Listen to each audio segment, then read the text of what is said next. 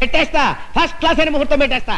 మరి ఆ అమ్మాయితో మూడో చెంప దెబ్బ కొట్టించుకోలేదు కదా, పెళ్లి చేసుకోక ముందే కోవాలా, చేసుకున్నాక కుంటే సరిపోతుందా? కాపురం చేస్తున్నప్పుడు కొట్టించుకున్నా పర్వాలేదు, కాకపోతే కొట్టించుకున్నాక నీకు లక్షలు కలిసి వస్తాయి. వెంటనే ముహూర్తం పెట్టేయి. కూర్చొని లగ్గెత్తాయి, పెట్టేస్తా. అమ్మో, ఆహా, ఓహో,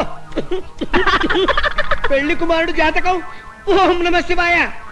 ఈ లెగ్ బ్యాక్ లాగే ఆ లెగ్ ఫ్రంట్ కుదరండి. దేనికి? దేనికేమిటయ్యా, కుడి కాలు పెళ్లి కొడుకు, ఎడం కాలు పెళ్లి కుమార్తె. లేపో. ఆహా, పెళ్లి కుమార్తె. అన్నయ్య,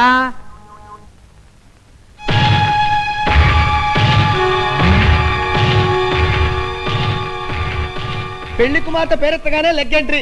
అయ్యి బాబోయ్, నాశనం అయిపోయాను బాబోయ్, సర్వనాశనం అయిపోయాను బాబోయ్, నాశనం అయిపోయాను బాబోయ్. నిన్ను బిర్యానీ చేసి కాకుల్ని కుక్కల్ని మేప నువ్వెందుకు వచ్చావు ఇక్కడికి? పెట్టుకుంటారని తెలిస్తే రాకపోతుంది కదా. నిన్ను ఇప్పుడేమి కీడు జరగదు కదా? జరగకపోవటం ఏంటి బాబు, ఈ పెళ్లి జరిగితే ఆ అమ్మాయి డెఫినెట్ గా చచ్చిపోతుంది. ఇదెక్కడ దారుణం అయ్యా బాబు. లెగ్గు మహత్యం బాబు, అదేమైనా సామాన్యమైన లెగ్గా?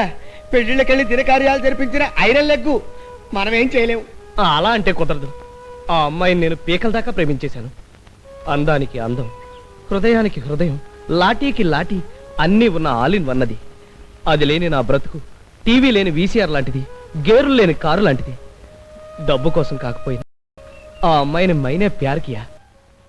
అయితే ఓ పని చేయి, ఎలాగూ చచ్చిపోయేదాన్నే చేసుకుంటావు కనుక అది పోతుంది, వెంటనే నీ దోషము పోతుంది. ఆ తర్వాత నీ మైనే ప్యారికే నీకు పర్మనెంట్ ఓం నమః శివాయ అవుతుంది. మరి ఈ అధర్మపత్ని విషయం నా ధర్మపత్నికి తెలిస్తే? చస్తే నేను రెండో పెళ్లి చేసుకోవద్దు కనుక చెప్పొద్దు. సరే, ఈ క్షణం నుంచే చావుకు సిద్ధంగా ఉన్న అమ్మాయిని వెతుకుదాం.